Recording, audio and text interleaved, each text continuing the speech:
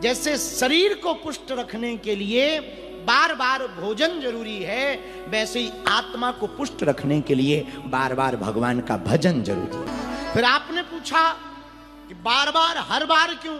हर बार इसलिए भगवान की कथा सुननी चाहिए। अच्छा, बर्तन होता 15 दिन में एक बार साफ कर लो तो क्या चमकता रहेगा? बोलिए जरा, बोलिए हाँ जी या ना जी।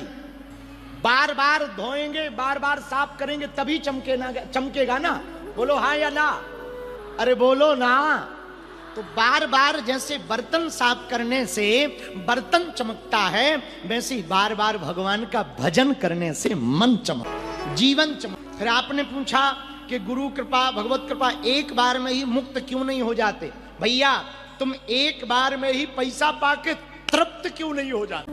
हाँ, तुमने कहा एक बार में ही मुक्त क्यों नहीं, एक बार पैसा पाके तुम तृप्त क्यों नहीं हो जाते? तुम तृप्त हो जाओगे सो मुक्त हो जाओगे। अब तुम्हें भी तो बार बार चाहिए ना।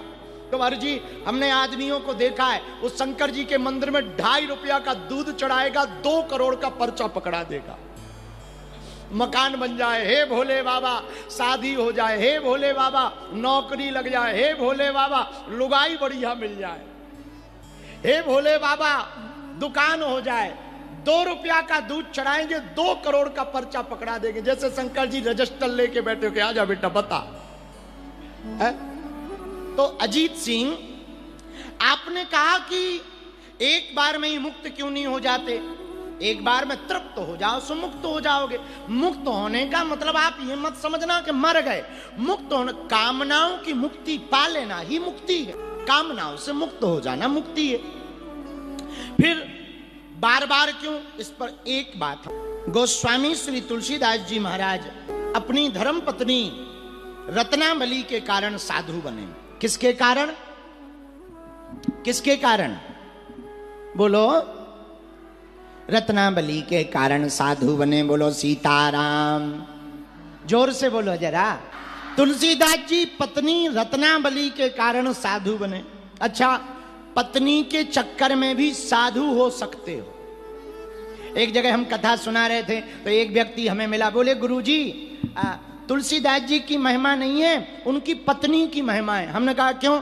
बोले ना उनकी पत्नी डांटती, न तुलसीदास जी तुलसीदास बन पाते। हमने कहा बेटा, पत्नी के डांटने से यदि तुलसीदास बनते होते तो आज घर घर तुलसीदास बैठे होते। आओ आओ आओ, 20-25 तुलसीदास तो कोरबा में ही होते। आओ, कुछ लोग पत्नी की डांट क्या बेलन चिमटा भी खा जाते हैं, तो क्या तुलसीदास बन गए? तो भैया, पत्नी के डांटने से तुलसीदास जी नहीं बने। हाँ, कारण जरूर डांटना बना। पर एक कथा हमने और पढ़ी, जब तुलसीदास जी तुलसीदास बन गए, बाबा जी बन गए, घर छोड़ा, वेशभूषा वैराग्य का ले लिया, एक थैला टांग लिया, झोला। अब तो चलते चलते राम, कभी इधर जाएं कभी उधर जाएं, आनंद लेवें कभी। लेकिन झोला में सामान खाने पीने का। अब महात्मा है तो भोजन तो चाहिए ही, तो दूसरी जगह जाना है तो भोजन चाहिए, तो थोड़ा सा राशन है, दाल है, चावल है, आटा है, घी है। एक जगह बैठे थे कि फिर पत्नी आ गई। तुलसीदास जी पहचान गए, देवी जी तुम, और पत्नी पहचान गई, स्वामी जी क्या कर रहे हो? तुलसीदास जी बोले बस भोजन बना रहे हैं, साधु हैं, भोजन बनाए, अच्छी आ गई, अच्छी आ गई, आओ बैठो बैठो। तो पत्नी बोली बुरा ना मानो तो आज हम बना दें, आप बैठो महाराज। आप, अब आप ना हमारे पति ना हम आपकी पत्नी, पर शिष्य रूप में तो सेवा कर ही सकते हैं। तुलसीदास जी बोले बहुत बढ़िया, बनाओ बनाओ बनाओ। ले आओ महाराज, आटा है? तुलसीदास जी ने झोला से आटा निकाला, ले। अच्छा, दाल है? दाल, दाल ले लो। अच्छा, चिमटा है? चिमटा, हाँ हाँ चिमटा है। कटोरा है? कटोरा, लो कटोरा भी लो। पत्नी हंस के बोली महाराज काय को महात्मा बन गए, झोला में जितना सामान डाले हो बस एक ही कमी है। तुलसीदास जी बोले क्या? बोले हमें और डाल लो।